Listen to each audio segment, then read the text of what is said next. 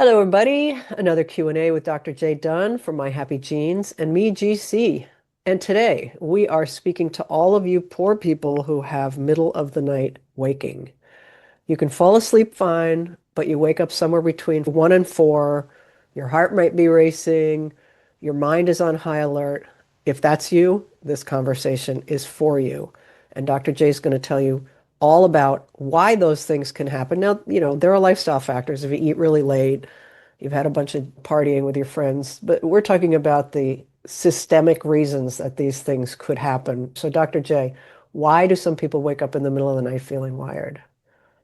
Well, it could be several reasons. Like you say, alcohol can definitely cause issues. And often that's because of the histamine that's created by alcohol consumption.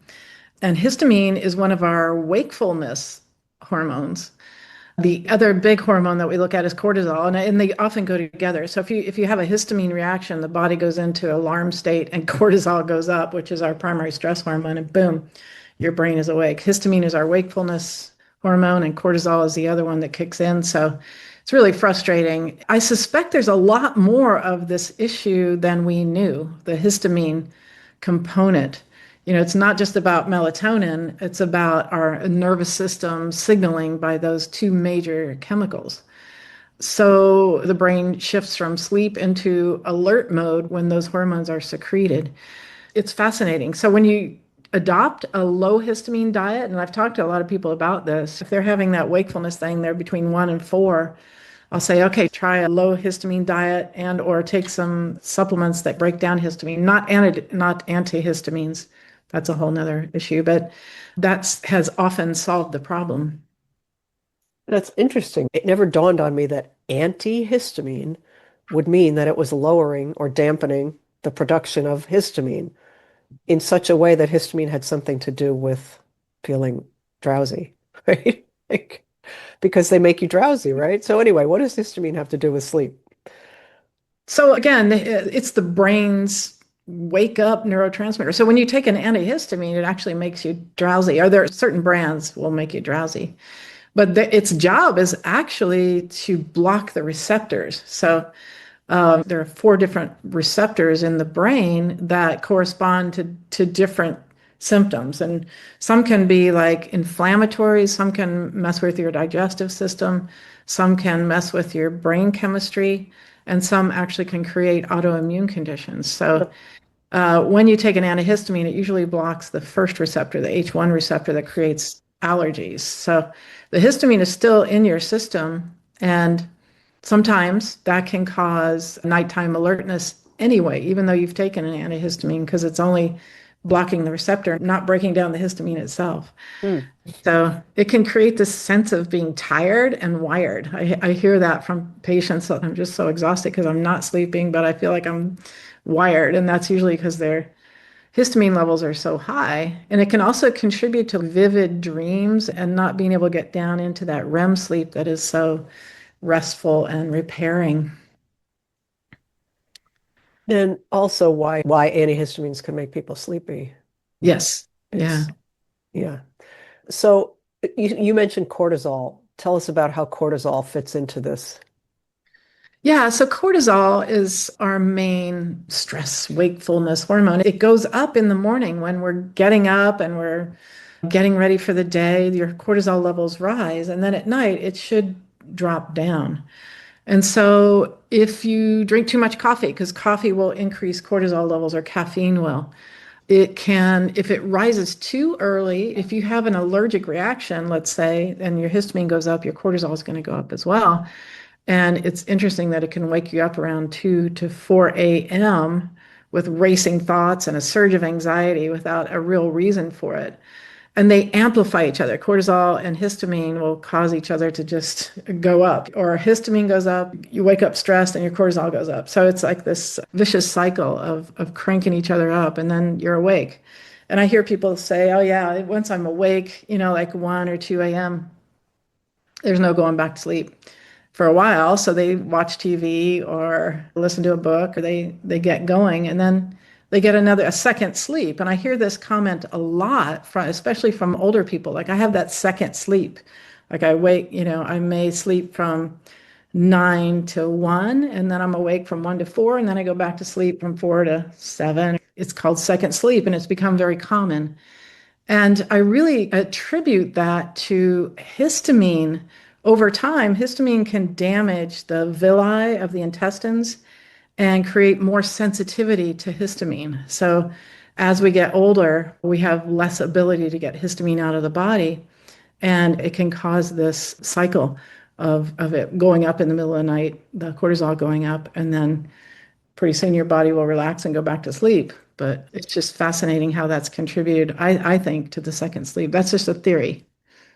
Yeah, that's so interesting too, because I think when people hear the word histamine or antihistamine, they think of allergies, sniffles, sneezes, that Yeah. kind of thing. And yet it is so much more widespread in our body. The receptors, right, could be anywhere or and are everywhere, as it turns out. So, Yes, especially that H2 receptor is in the gut. And so for those people that have a genetic variant there or that receptor is more sensitive, it can create like diarrhea and bloating and oh, digestive issues as well. So, my goodness, the wonders of the body. I So know. I have a feeling I know the answer to this, but why does this happen to some people but not others? Well, it turns As it out turns out. this is where genetics really matter. I mean, some people have genetic tendencies that affect the histamine breakdown. There are certain genetic variants that, like the HNMT, its job is to turn histamine into N-methylhistamine. And then DAO is another one that breaks down N-methylhistamine. And then MAOB. So if you have genetic variants along that histamine pathway, it will inhibit the breakdown of histamine. So it makes it more likely that they're going to have problems with that. And you know how people wake up in the morning and they've got to clear their throat and blow their Yeah. nose, and it's a very common thing. You should immediately think, oh, histamine, they've got Hmm. that histamine problem.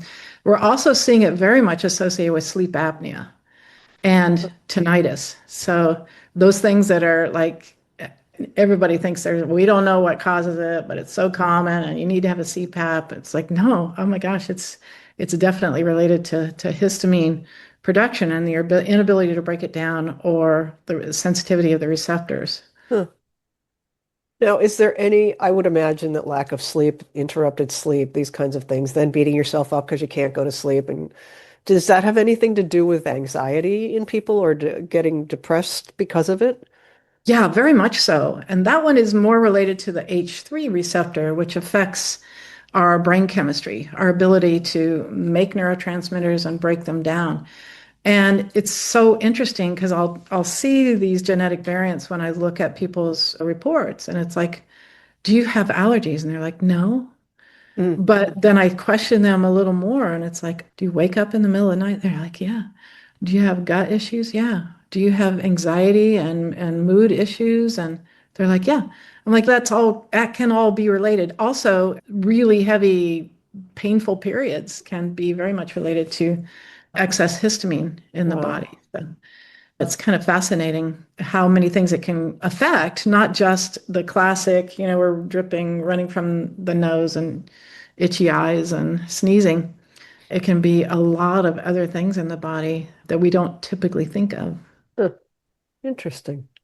Now, when you have a patient who comes with these symptoms of nighttime waking, what does My Happy Genes offer them that's different than what, let's just say, a doctor might? Again, we look at the biochemistry of the body. So, how well are they breaking down histamine? We also look at the cortisol and stress pathways like the COMT gene. Are they breaking down adrenaline? The GAD gene, where it breaks down glutamate, which can also cause anxiety and ADD kind of symptoms. So we look at the whole picture. Where is this potentially coming from? The software will calculate, oh, you have these three genes, therefore, this is what we recommend with diet and lifestyle and supplementation. Uh-huh. So when you understand which system is overstimulated, the solution is precise and a lot less frustrating than let's try this or let's get this medication. So we look at the whole biochemical pathway. Whack-a-mole medicine, as you've termed it in the Guacamole. past. Yes, exactly. So wrap it up. Give us the takeaway. Yeah, so middle of the night waking is not a willpower problem. It's not like, oh, what's the matter with me? Why am I waking up anxious? Because you wake up thinking about issues, but that's only because your brain has turned on. So it's a signaling problem. It's a breakdown of histamine or it's a breakdown of cortisol, or it could be a blood sugar problem as well. It's about understanding the biochemistry. As always, that biochemistry, Yeah, holistic health, right? We're not one system and one system and one system. We are, but then they all talk to one another and interact. right. Yeah. Yeah. All right, everybody. I would like to recommend that you subscribe to our channel because these are really important topics. And Dr. J has lots more to share. So we hope to see you again and let your friends know about this channel because, again, so many people could get help that are struggling because they've been told, well, that's just kind of the way it is, and that really makes us sad. Yeah, it does me too, because there are so many answers there and specific for you, which is wonderful. So yeah, like and share, please. Please, please. All right, everybody, we'll be back next week with another Q&A. Thank you, Dr. J. Thank you, GC.